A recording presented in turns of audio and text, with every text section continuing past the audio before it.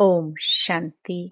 18 जनवरी 2026 बाप दादा के अनमोल महावाक्य। पिताश्री जी के पुण्य स्मृति दिवस पर प्रातः क्लास में सुनाने के लिए। मीठे बच्चे, ज्ञान रत्नों से झोली भरकर दान भी करना है। जितना दूसरों को रास्ता बताएंगे उतना आशीर्वाद मिलेगी। ओम शांति। मीठे बच्चों को यह पक्का याद रखना है कि शिव बाबा हमको पढ़ाते हैं। शिव बाबा पतित पावन भी है, सद्गति दाता भी है। सद्गति माना स्वर्ग की राजाई देते हैं। बाबा कितना मीठा है, कितना प्यार से बच्चों को बैठ पढ़ाते हैं। बाप दादा द्वारा हमको पढ़ाते हैं। बाबा कितना मीठा है, कितना प्यार करते हैं। कोई तकलीफ नहीं देते, सिर्फ कहते हैं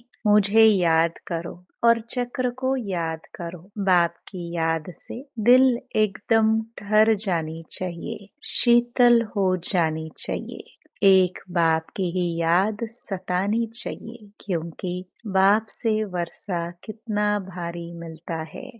अपने को देखना चाहिए, हमारा बाप के साथ कितना लव है, कहाँ तक हमारे में दैवी गुण है। क्योंकि तुम बच्चे अब कार्टून से फूल बन रहे हो। जितना जितना योग में रहेंगे उतना कार्टून से फूल सतो प्रधान बनते जाएंगे।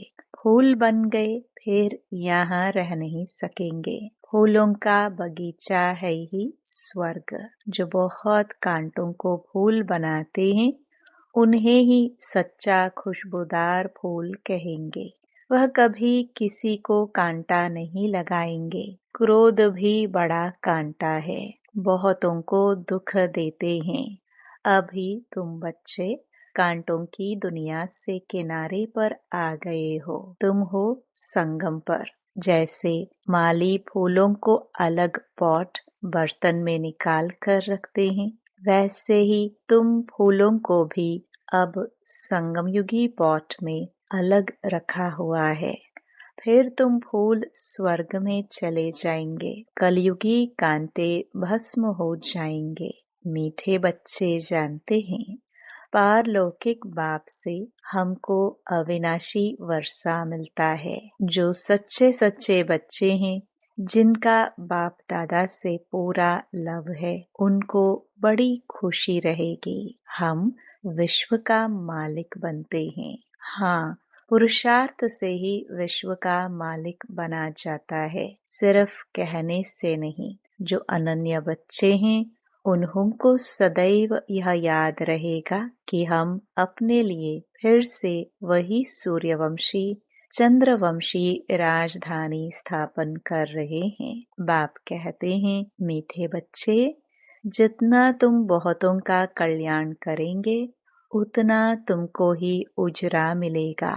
बहुतों को रास्ता बताएंगे तो बहुतों की आशीर्वाद मिलेगी। ज्ञान रत्नों से झोली भरकर फिर दान करना है। ज्ञान सागर तुमको रत्नों की थालियां भर भर कर देते हैं।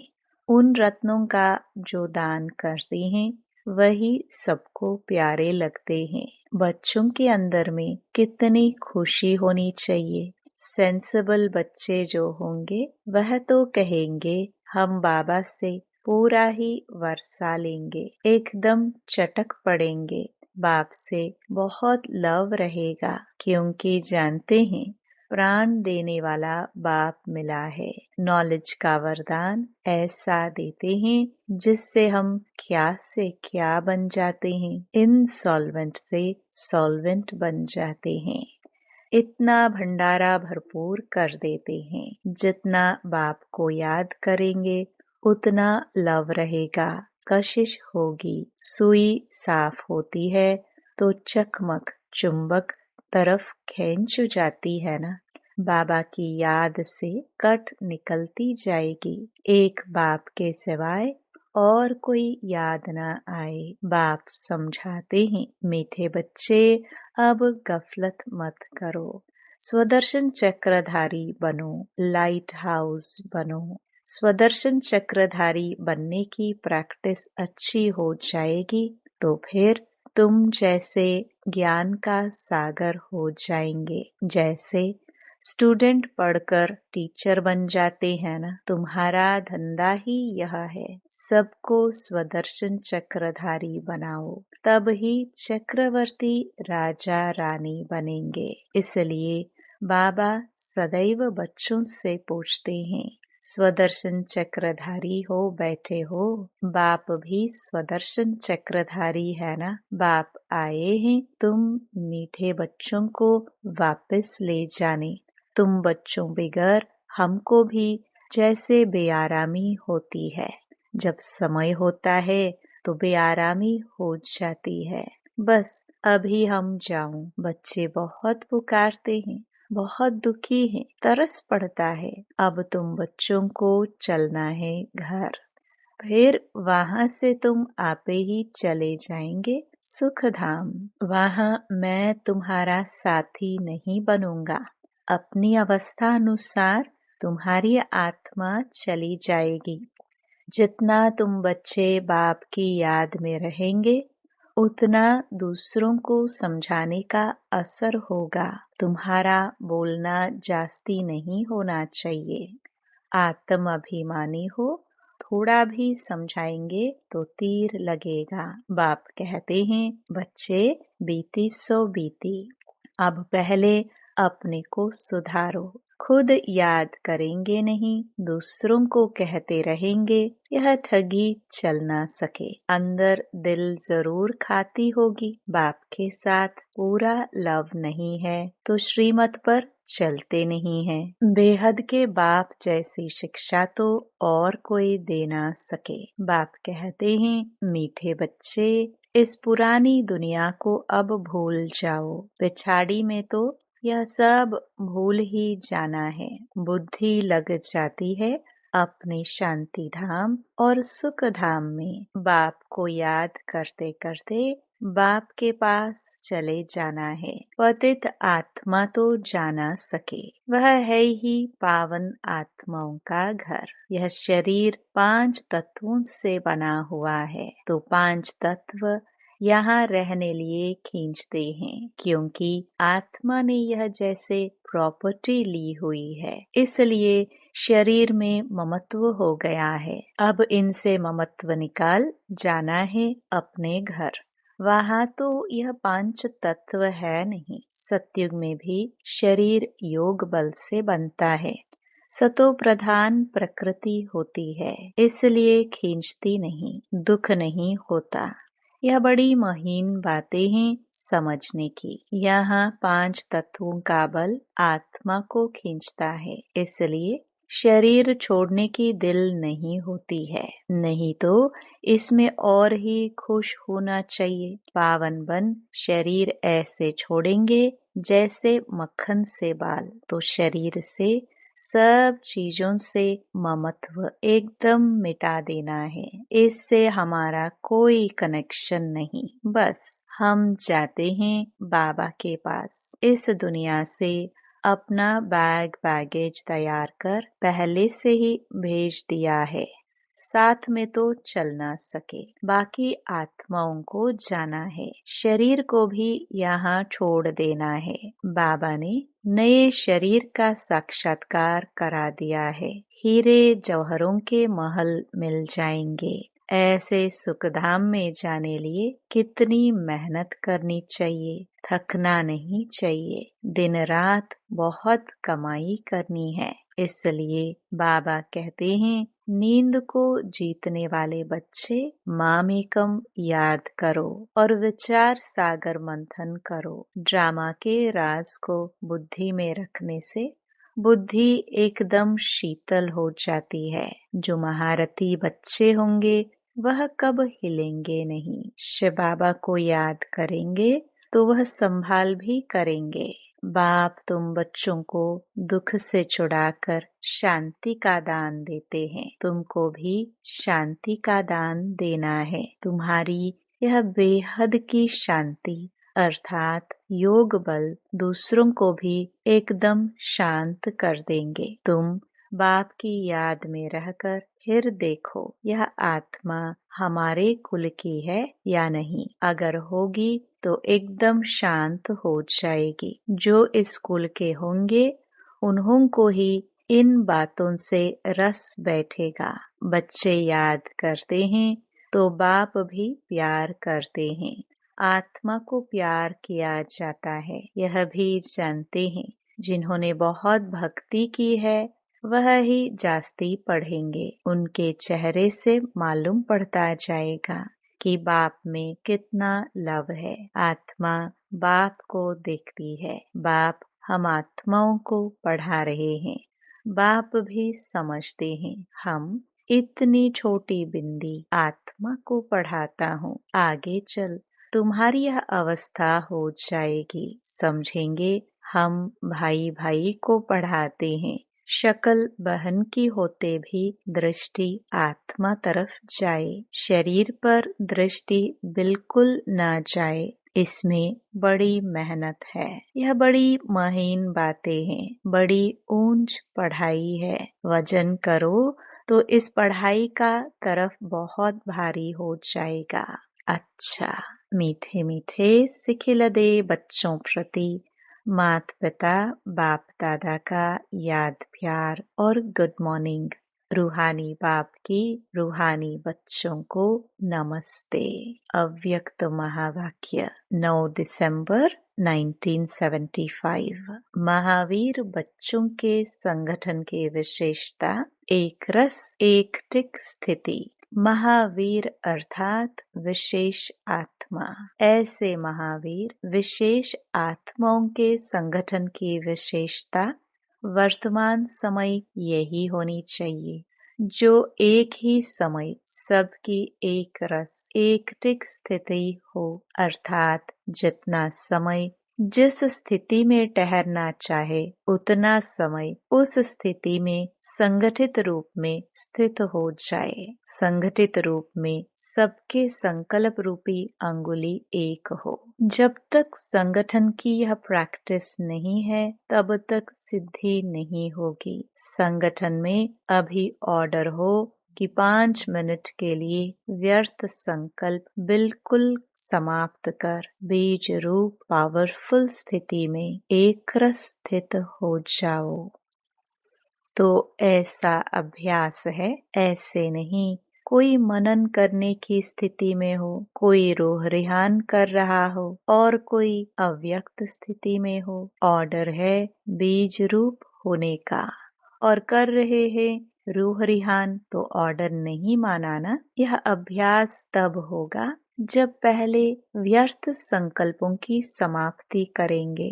हलचल होती ही व्यर्थ संकल्पों की है। इन व्यर्थ संकल्पों की समाप्ति के लिए अपने संगठन को शक्तिशाली व एक मत बनाने के लिए कौन सी शक्ति चाहिए? इसके लिए एक तो फेथ विश्वास, दूसरा समाने की शक्ति चाहिए। संगठन को जोड़ने का धागा है फेथ। किसी ने जो कुछ किया, मानो रॉन्ग भी किया, लेकिन संगठन प्रमाण व अपने संस्कारों प्रमाण व समय प्रमाण उसने जो किया उसका भी कोई जरूर भाव अर्थ होगा। संगठित रूप में जहाँ सर्विस है वहाँ उसके संस्कारों को भी रहमदिल की दृष्टि से देखते हुए संस्कारों को सामने न रख, इसमें भी कोई कल्याण होगा। इसको साथ मिलाकर चलने में ही कल्याण है। ऐसा फेथ जब संगठन में एक दूसरे के प्रति हो तब ही सफलता हो सकती है। पहले से ही व्यर्थ संकल्प नहीं चलाने चाहिए। जैसे कोई अपनी गलती को महसूस भी करते हैं लेकिन उसको कभी फैलाएंगे नहीं बल्कि उसे समाएंगे। दूसरा उसको फैलाएगा तो भी बुरा लगेगा। इसी प्रकार दूसरे की गलती को भी अपनी गलती समझ फैलाना नहीं चाहिए। व्यर्थ संकल्प नहीं चलाने चाहिए बल्कि उन्हें भी समा देना चाहिए।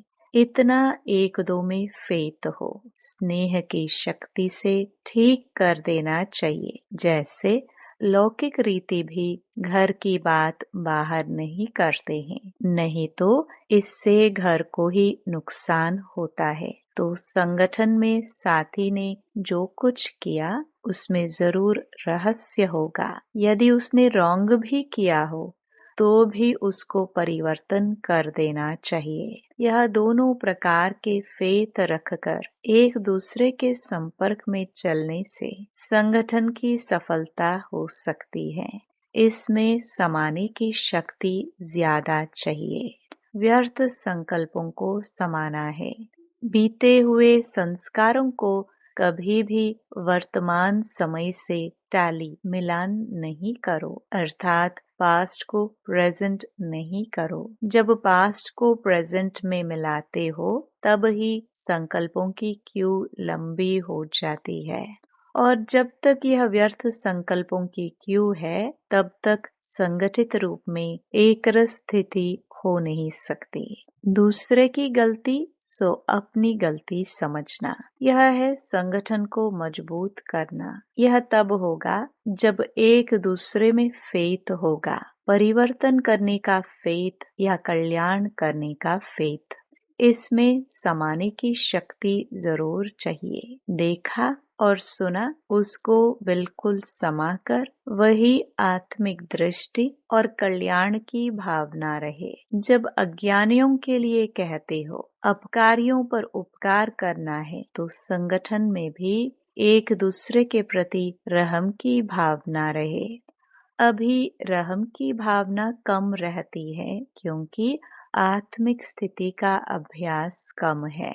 ऐसा पावरफुल संगठन होने से ही सिद्धि होगी। अभी आप सिद्धि का आह्वान करते हो, लेकिन फिर आपके आगे सिद्धि स्वयं झुकेगी। जैसे सतयुग में प्रकृति दासी बन जाती है, वैसे सिद्धि आपके सामने स्वयं झुकेगी। सिद्धि आप लोगों का आह्वान करेगी। जब श्रेष्ठ नॉलेज है, स्टेज भी पावरफुल है, तो सिद्धि क्या बड़ी बात है। सदाकाल एक रस स्थिति में रहने वालों को सिद्धि प्राप्त न हो, यह हो नहीं सकता। लेकिन इसके लिए संगठन की शक्ति चाहिए। एक ने कुछ बोला, दूसरे ने स्वीकार किया। सामना करने की शक्ति ब्राह्मण परिवार के आगे यूज नहीं करनी है, वो माया के आगे यूज करनी है। परिवार से सामना करने की शक्ति यूज करने से संगठन पावरफुल नहीं होता। कोई भी बात नहीं जंचती तो भी एक दूसरे का सत्कार करना चाहिए। उस समय किसी के संकल्प व बोल को कट नहीं करना चाहिए। इसलिए अब समाने की शक्ति को धारण करो। संगठित रूप में आप ब्राह्मण बच्चों की आपस में संपर्क की भाषा भी अव्यक्त भाव की होनी चाहिए। जैसे फरिश्ते अथवा आत्माएं आत्माओं से बोल रही है। किसी भी सुनी हुई गलती को संकल्प में भी स्वीकार न करना और न कराना ही चाहिए। ऐसी जब स्थिति हो तब ही बाप की जो शुभ कामना है संगठन की, वह प्रैक्टिकल में होगी। इसके लिए विशेष पुरुषार्थ अथवा विशेष अनुभवों की आपस में लेन देन करो। संगठित रूप में विशेष योग के प्रोग्राम चलते रहे तो विनाश ज्वाला को भी पंखा लगेगा। योग अग्नि से विनाश की अग्नि जलेगी। अच्छा, ओम शांति। वरदान, व्यक्त में रहते अव्यक्त फरिश्ते रूप का साक्षात्कार कराने वाले सफेद वस्त्रधारी और सफेद लाइट धारी भव। जैसे अभी चारों ओर यह आवाज फैल रहा है कि यह सफेद वस्त्रधारी कौन है और कहाँ से आए हैं, ऐसे अब चारों ओर फरिश्ते रूप का साक्षात्कार कराओ। इसको कहा जाता है डबल सेवा का रूप। जैसे बादल चारों ओर छा जाते हैं, ऐसे चारों ओर फरिश्ते रूप से प्रकट हो जाओ। जहाँ भी देखे तो फरिश्ते ही नजर आए, लेकिन यह तब होगा जब शरीर से डिटैच होकर अंतःवाहक शरीर से चक्र लगाने के अभ्यासी होंगे। मनसा पावरफुल होगी। स्लोगन: सर्वगुणों व सर्व शक्तियों के अधिकारी बनने के लिए आज्ञाकारी बनो। अव्यक्त इशारे। इस अव्यक्ति मास में बंधन मुक्त रह जीवन मुक्त स्थिति का अनुभव करो। जैसे बाप सदा स्वतंत्र हैं, ऐसे बाप समान बनो। बाप दादा अब बच्चों को परतंत्र देख नहीं सकते। अगर स्वयं को स्वतंत्र नहीं कर सकते हो, स्वयं ही अपनी कमजोरियों में गिरते रहते हो, तो विश्व परिवर्तक कैसे बनेंगे। अब इस स्मृति को बढ़ाओ कि मैं मास्टर सर्वशक्तिमान हूँ। इससे सहज सर्व पिंजड़ों से मुक्त उड़ता पंछी बन जाएंगे। ओम शांति।